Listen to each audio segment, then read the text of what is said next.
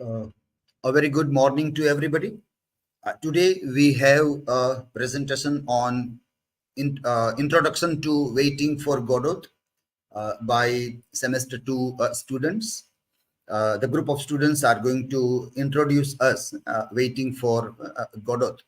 So let us start our presentation. I think Vishwa will start with the beginning, and then we will have other students continuing to give an introduction to waiting for Godot. Yes, so Vishwa, you can start.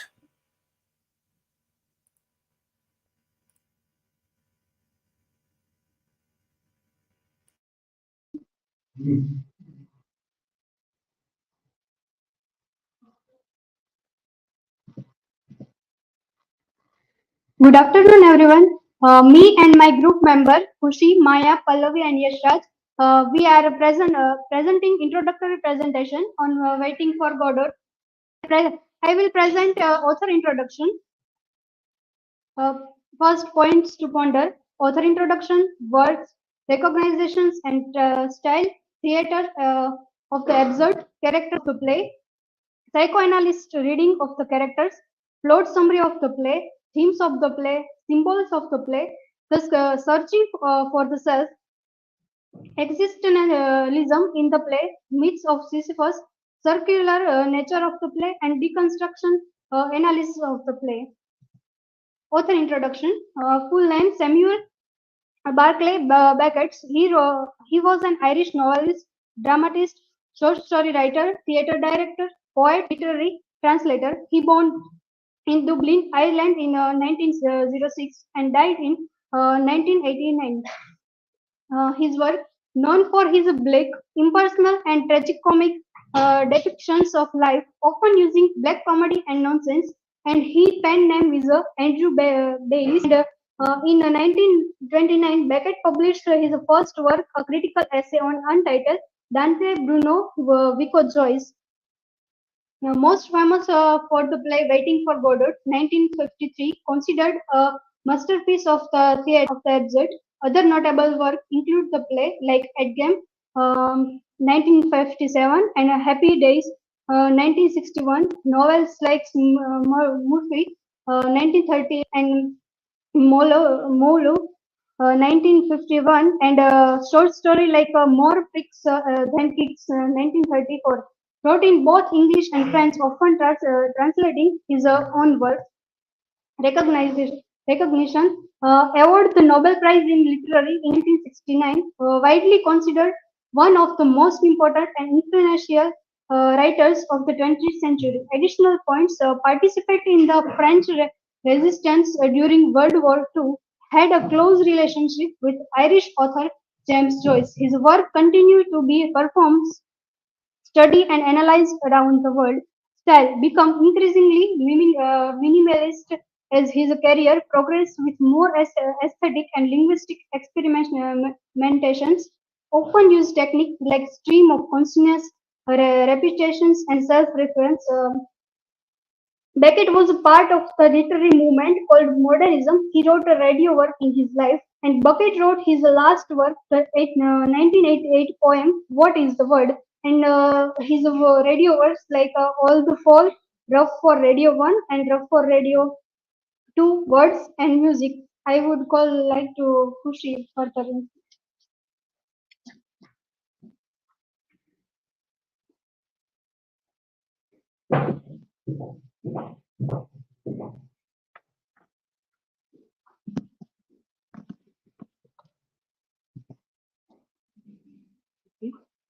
Ideal theater of absurd. What is theater of the absurd? The theater of the absurd is a term coined by critic Martin Aisling in his essay Theater of the Absurd. The term is used for the work of a number of playwrights, mostly written in the 1950th century and 1960th century, which were written by a number of primarily European playwrights in the late 1950th century. Their work simply expressed the thought of human existence that has no meaning or purpose.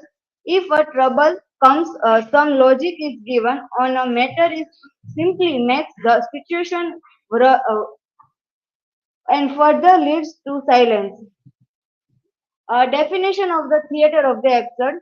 Merriam-Webster dictionary defines the term as theater that seeks to represent the absurdity of human existence in a meaningless universe by bizarre or fantastic means. History of the theater of the absurd. Influenced by existentialism, the theater of the absurd was deeply influenced by existentialist philosophy, which emphasized the individual's struggle to find meaning and purpose in a inherently meaningless and chaotic world. Originated to experimental theater in Paris, the movement began in the form of experimental theater in Paris during the mid-20th century, where playwrights and artists sought to break away from the traditional theatrical convention and explore new forms of expression. Absurdist play written in French, many of the key works of the theater of the absurd were originally written in French, reflecting the movement's origin in Parisian experimental theater. Absurd elements seen in Aristophanes' Greek drama. Elements of absurdity, characterized by wild humor, can be traced back to the plays of Aristophanes, an ancient Greek playwright known for his satirical and absurd comedies. Morality plays of Middle Ages as a precursor.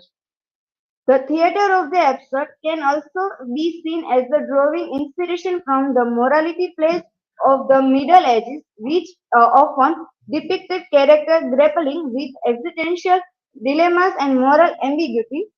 Ibsen and Strindberg, including some absurd elements, playwrights such Ibsen and Strindberg, although predicting the theatre of the absurd movement, incorporated elements of the absurdity and existential themes into their works. Alfred Jerry Uburo as a significant precursor.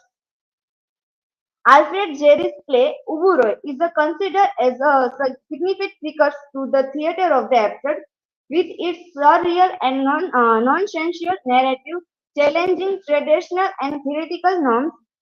World War II catalyzed the movement, prompting a contemplation of absurd existence. The chaotic atmosphere of World War II prompted artists and intellectuals to confront the absurdity of human existence, leading to the emergence of the theatre of the absurd as a response to existential crisis of the time. This is the exam of the absurd theatre. First, Samuel Beckett, Waiting for Godot. In detail, other members to information. Walter Wicks, three plays of the absurd. Harold Pinter, The Birthday Party. Witold Grom Wicks, The Marriage. Ideal, and further information I call Pallavi.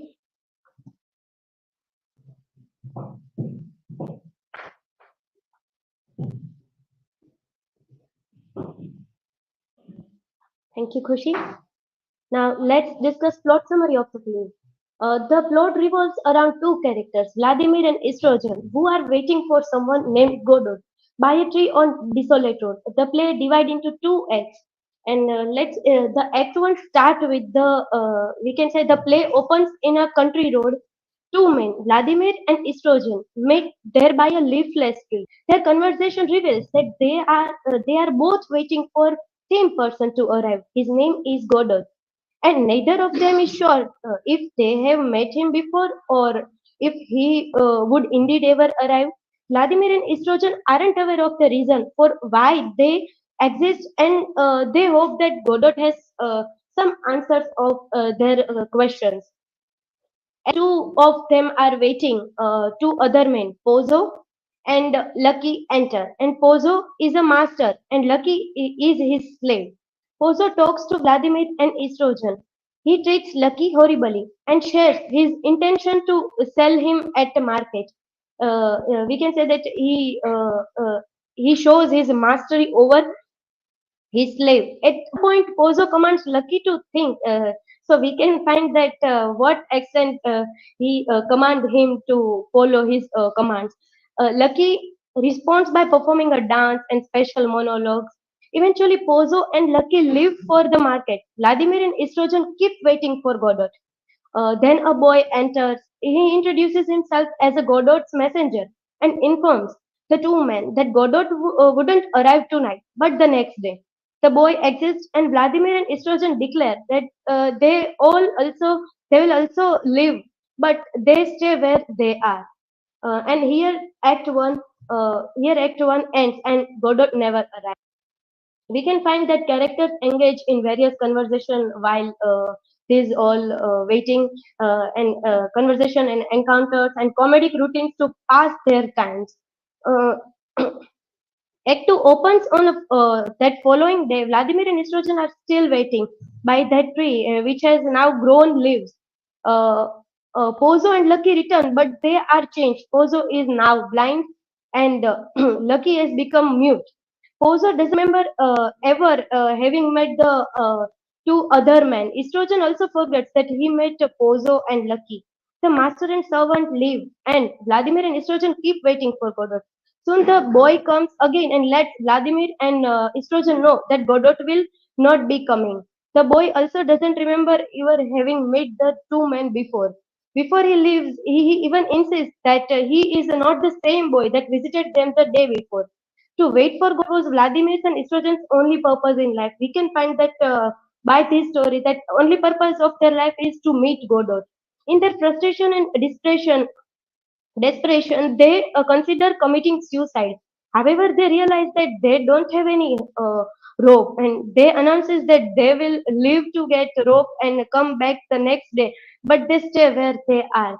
Like we can say that the Estrogen and Vladimir, the two main characters, are unaware about their existence. They are questioning themselves. The play is characterized by its minimalist settings, existential themes, and open-ended conclusion, leaving audiences to interpret his deeper meanings. Now let's move forward. Characters of Waiting for Godot. Let's first see Vladimir.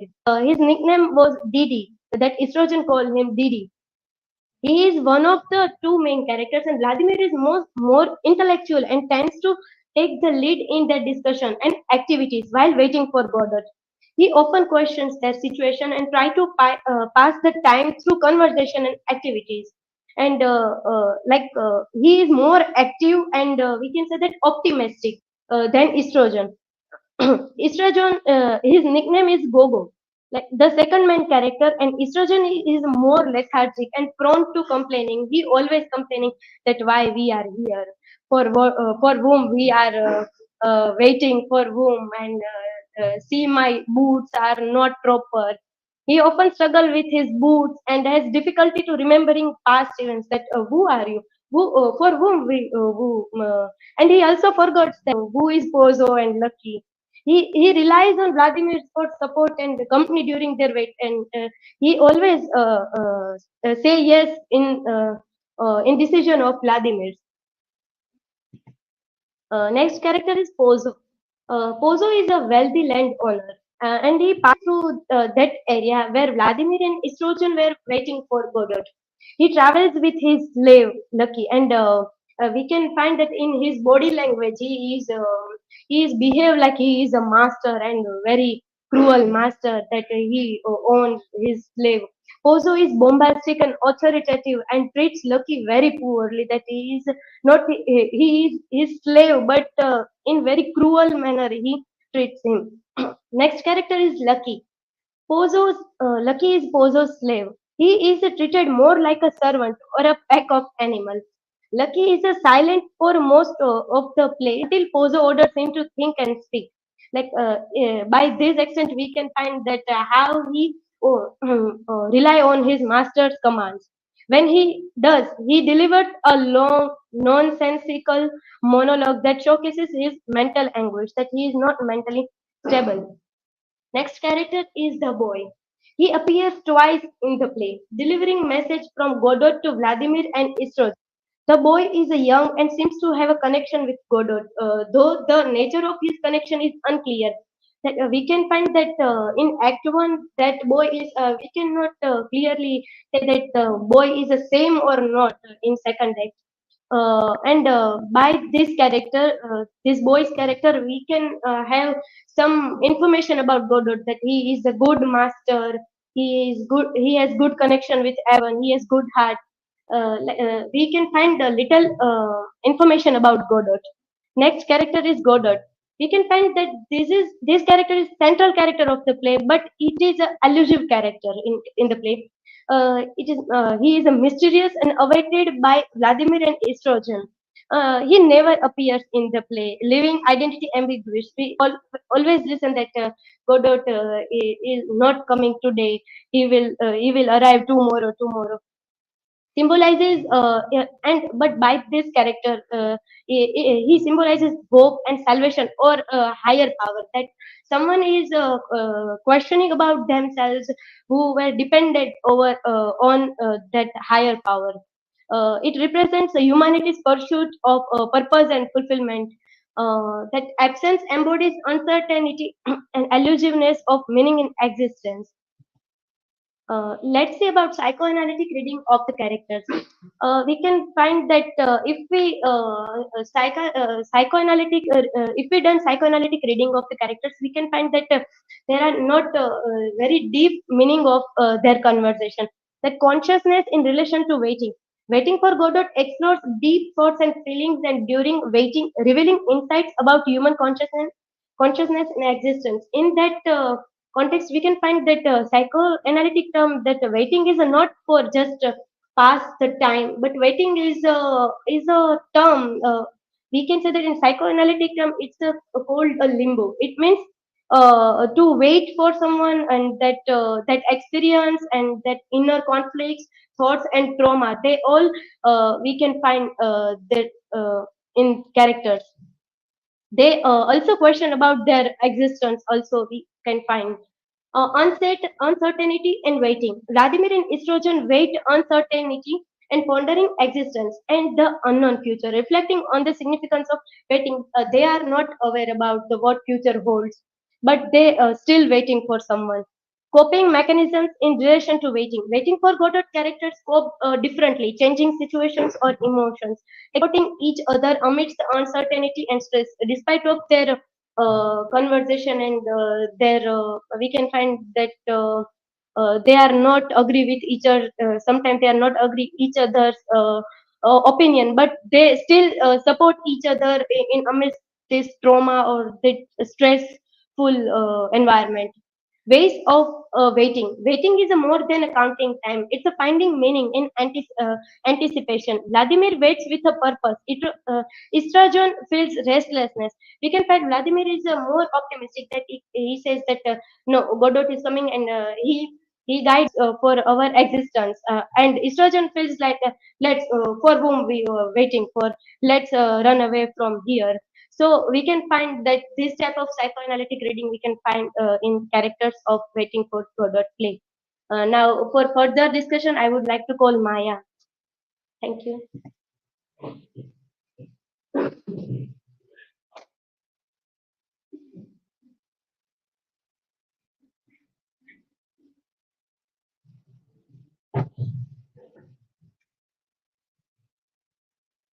I present the themes of the play. First, absurdity of existence. Absurdly wait endlessly for, for an unchanged situation to change when it is clear Godot will never come. They occasionally discuss ending their wait by hanging themselves or simply leaving, but absurdly they never take any action. Although they agree there is nothing to be done, they work absurdly hard to fill the time while they wait. Purposelessness of life. None of the characters in Waiting for Godot has a meaningful purpose. Waiting for Godot might seem to give Vladimir and Extragon a purpose, but the fact that Godot never arrives renders their waiting meaningless. Next, folly of seeking meaning. Although it is unclear who or what Godot represents by waiting for him, Vladimir and hexagon are clearly seeking some type of meaning outside themselves. Next, uncertainty of time. Time is a slippery thing in waiting for Godot. It seems to pass normally during the period the characters are not the stage, with predictable milestones such as the sunset and moonrise. Although the characters are sometimes confused about it. The symbols of the play. First, leafless tree. The tree near which Hexagon and Vladimir meet is completely bare of leaves at the beginning of the play. It represents the only organic element in the setting. This tree portrays the wood as barren and lifeless, emphasizing the lack of purpose and meaning the characters must contend with. Next, Lucky Bagels. Lucky never put down the item he carries, except, except when it is necessary to fulfill one of Pozo's orders. Then he immediately picks them up again, even when he has not been told to do so and there is no purpose in it.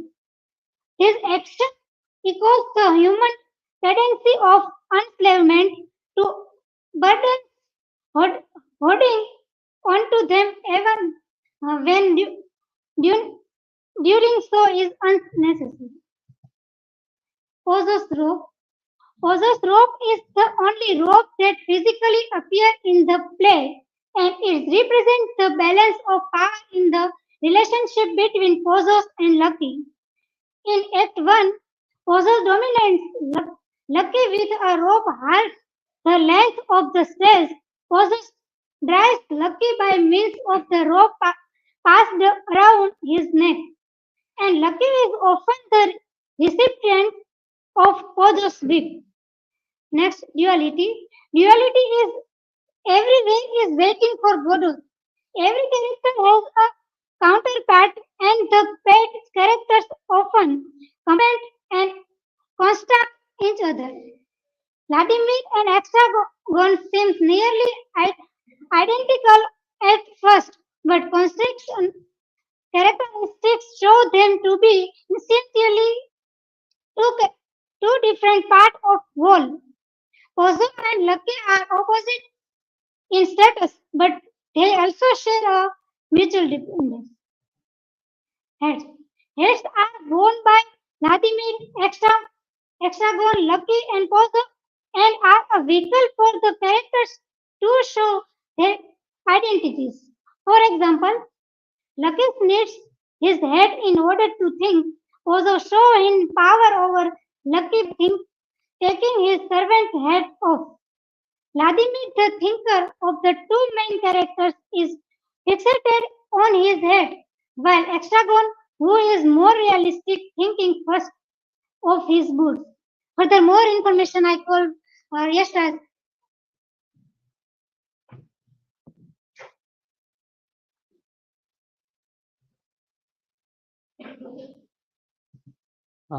Thank you, Maya, and hello, everyone.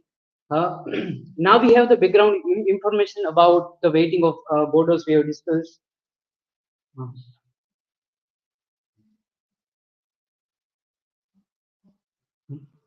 We have discussed about the characters, themes, symbols, and the story. Now we know the plot. We know. Now we are going to interpret like what type of interpretation has given by different scholars and in different articles. The searching for the self, which is like one of the article.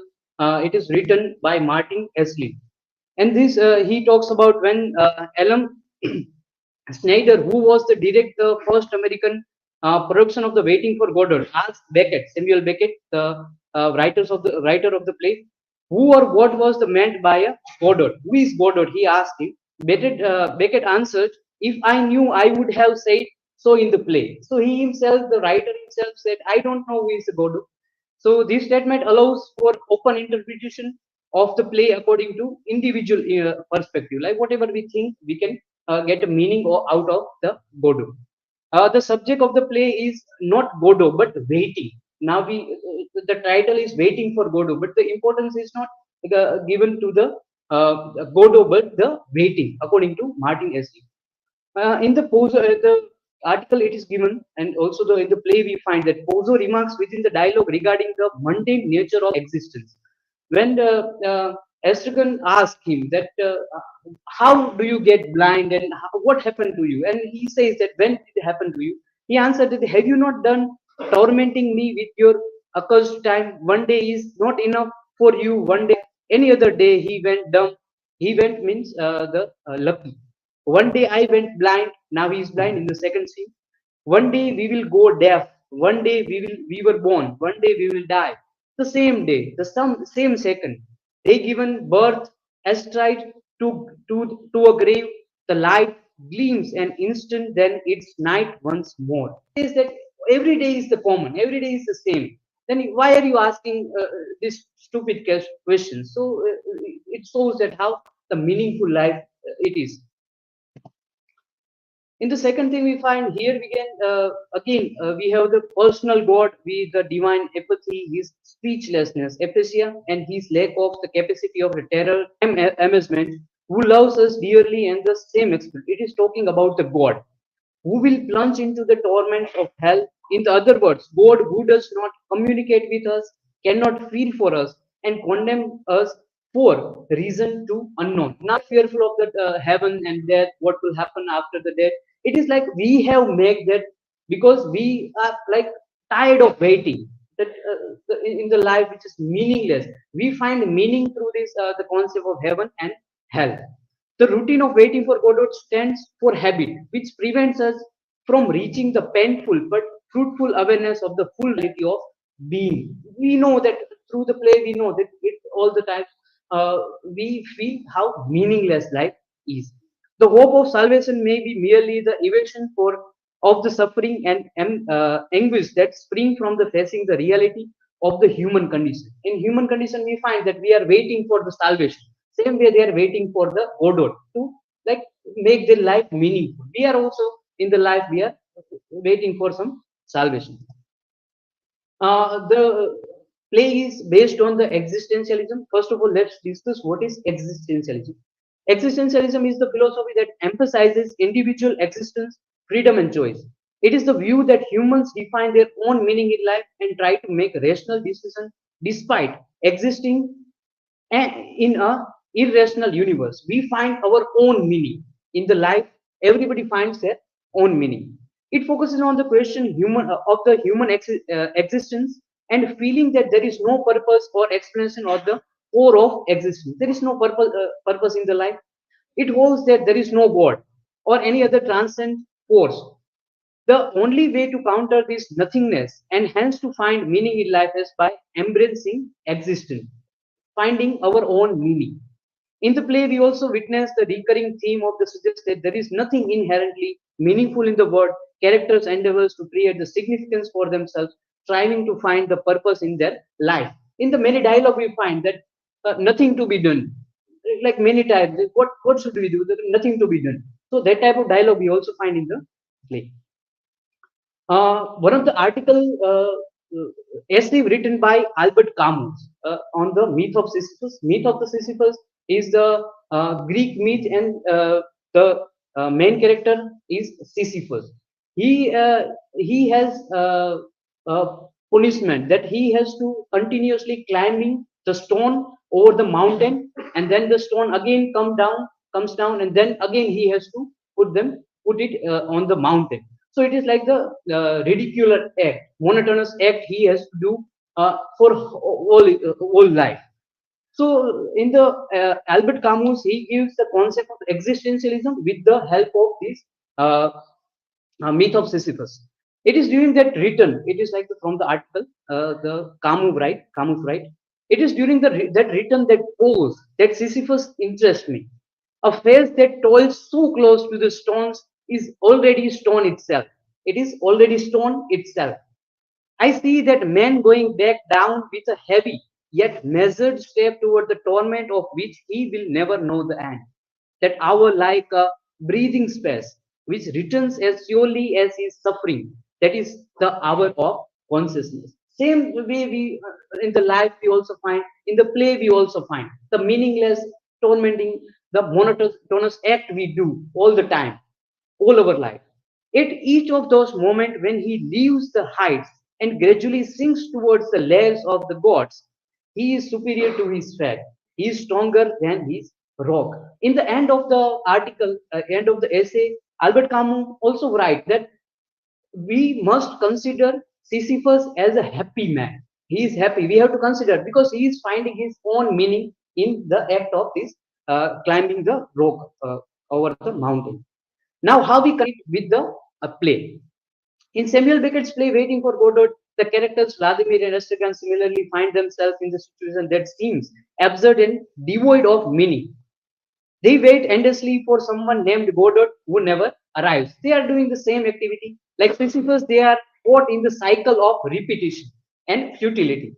However, much like Camus' interpretation of the Sisyphus, finding meaning in his consciousness during the descent, Vladimir and Estragon find solace and companionship in each other's company during their wait. They talk each other and then how they pass the time. They play with the hats, they play with the boots, so these how they in the company they pass the time. The same way that climbing the rocks, the Sisyphus passes the time. In their seemingly pointless existence, they find moments of connection, reflection, and even humor. In the same way, we find the humor in the play. The nature of the play. For example, any other novel, any other play, if you find, then there is in the traditional way, we find the linear. There is uh, we can say, mm, the fall of the rise of the drama, the rise of the action, and the fall of the action. Pyramid type of action we find. But in the play, we find the circular nature. It is going in the act way. Act one, we find Vladimir and Estrigan alone. Act two, we find that they are alone. Arrival of the Pozo and Lucky's speech, same way arrival of Pozo and Lucky, say Act 2, same the thing. Departure of Pozo and Lucky, Vladimir and Estragon alone, same with departure of Pozo and Lucky, Vladimir and Estragon alone. Act 1 and Act 2, same thing we find.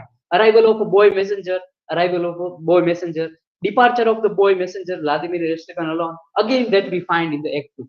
The circular, it shows the daily activity of them, like the leaves also say that they don't know how much time they have passed, but still they are doing the same way, like for it is like the another day which would be the same day for them. It shows that in the act one we also find the same dialogues. Estragon, well, shall we go? Vladimir, yes, let's go. They do not move. In the act two, same thing we find. Vladimir, well, shall we go? Yes, let's go. They do not move. They still on that location. The arrival of a boy and the news of Godot will not come the same thing. Finally, the most important, there are the larger concepts. First, the suffering of the dreams. Second, their attempts, however futile, to pass the time. Third, their attempts to part, and ultimately their incessant waiting for Godot. All these make two acts clearly repetitive. The circular in the structure and the fact that these repetitions are so obvious in the play is Beckett's manner in the breaking away from the traditional play, as we have discussed, the linear, the rise and fall action, the play, and of the asserting the uniqueness of his own circular nature. Now, these construction analysis of the play, we find the metaphysics of the presence of Messiah. We find the reference of Bible, like the Old Testament, or we can consider the New Testament. Second coming will reading the same way they are fighting. We can read the play in the religious reading. We can see that they are waiting for God, the second coming, Jesus. So that we find they also taken the granted that it is dominant source of redemption, salvation. And salvation, they attempt to discover their meaning, origin, and truth under the umbrella of the presupposed Messiah logos, Godot. It is in the article by Akhtar. He wrote that. And aporia. Yeah, in aporia, we find that we can't take a same meaning of the same word, like different meaning, different interpretation comes from the one word. The word Godot in the play is put in the structure capable of more multiple meanings, and its immediate recognition are deferred as the postponed and defamiliarization and ambiguity. We can't find the same meaning. We can't find the one meaning of the word Godot, what they are waiting for. The ambiguity and estrangement perturbed and referability between Godot and its real entity and its ideal and symbolic presentation in the text, which brings Samuel Bacon very close to the Derridian rejection of the semantic singularity and fixity of the meaning and hidden transcendental meaning that we find in the Derridian concept also, the aporia. We find the binary opposition, like in the characters we also find, in the acts we also we can see in the play Waiting for God, the characters are entangled with the web of binary opposition. Both characters are, one is optimistic, one is pessimistic, one is thinking, one is starting the conversation. So we find they are opposite of each other. These polar opposites are used in the text as the highly applied line of the condemnation or to the one which is depreciated.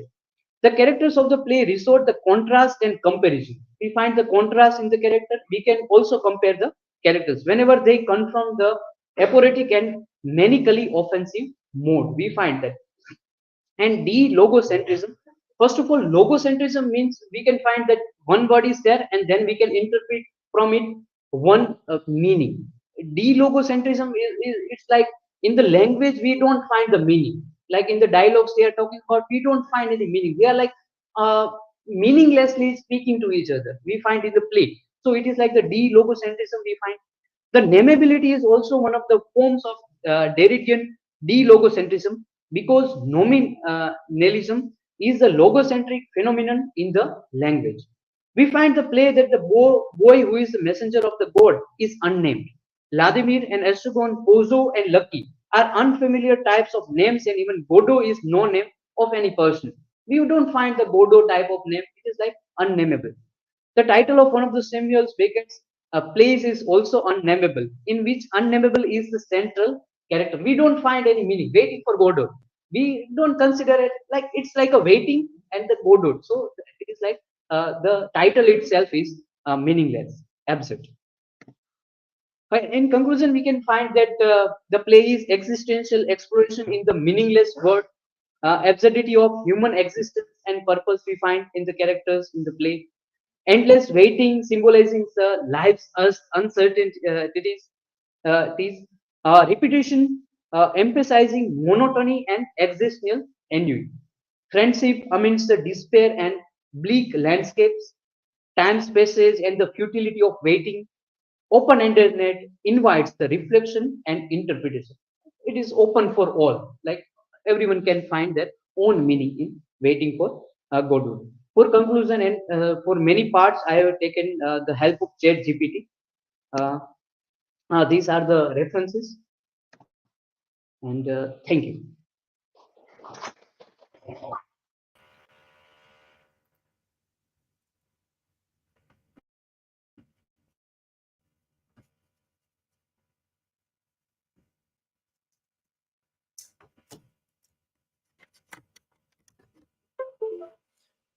Please unmute the mic there, so you can listen my voice.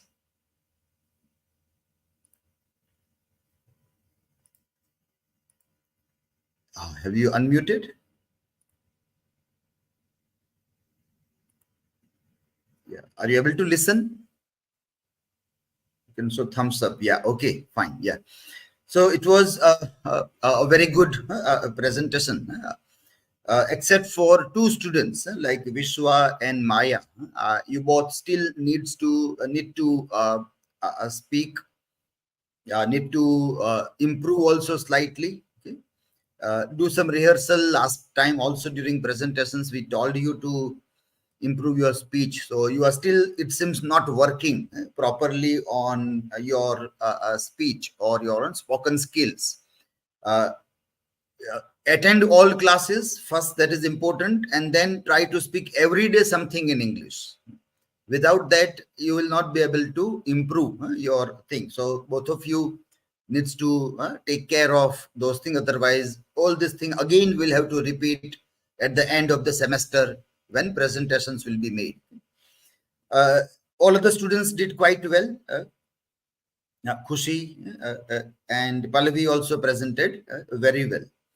And Yashraj has brought very good articles. So you have selected the articles from the material site and quite well presented also. So good choice of articles is done there.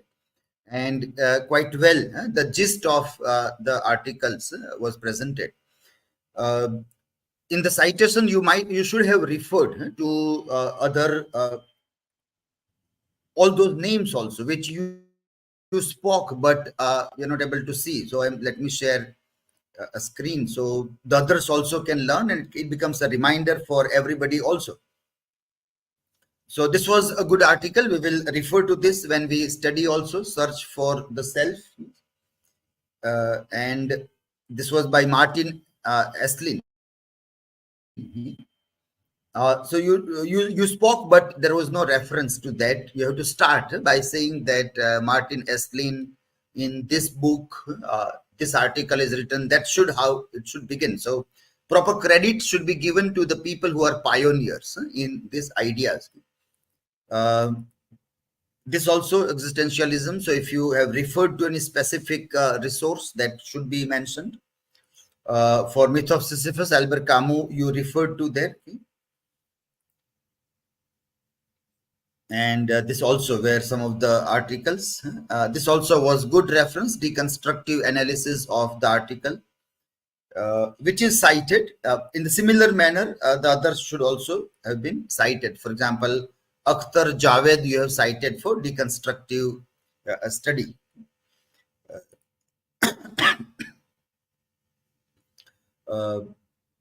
Then other things you have not cited. This Martin Esslin or the other reference existentialism should also. It is also good that you have mentioned ChatGPT also, because you have consulted ChatGPT. So that also should be mentioned. That also is something good that you have done here. I hope this is what others also will learn. So when you make your presentations, you can bring in some good articles also at the end to talk about them. That adds value to your understanding and your presentations also. Yesterday, we have done the classroom activity about how to explore JSTOR collection of articles. And now it becomes easy for you to find quality articles on your own way also. There is no need to give as such an excuse that we don't know where are the articles. Like some of you might say that for this group, it was good because some articles were given on the material website. So they were able to use, but in our text, articles were not given. So in case that excuse sprouts in your mind, before that, let me tell that we have already done yesterday an activity wherein you can find quality articles from something magical that is in your pocket, the mobile device that you have, and MKBU has the e-library. From that only you have to go, so you don't have to travel anywhere or to go and meet anybody or nothing you have to do. So you can also try that. So we hope in a remaining articles, we will see that this also is the benchmark that is set, and everybody will try to see that they add some more value to whatever presentations they are making. So basically about the author is done quite well by everybody. So far we have seen 4 to 5 presentations. About the author, quite well everybody is doing. About the text also is quite well done by everybody. Themes are identified very well. Characters are also identified very well. So the basic understanding of all the text is done quite well, even in poetry or in drama or novel. Something more that we add now is articles, quality articles, referring to and talking about those articles. And when we talk about articles, we mention the name of the person, where that article is published, where you have read, and what are the main ideas which you can refer to, and you can do the conclusion also. Apart from this, if you can find any other valuable things in 1 or 2 slides, that also you can add when you make your presentations.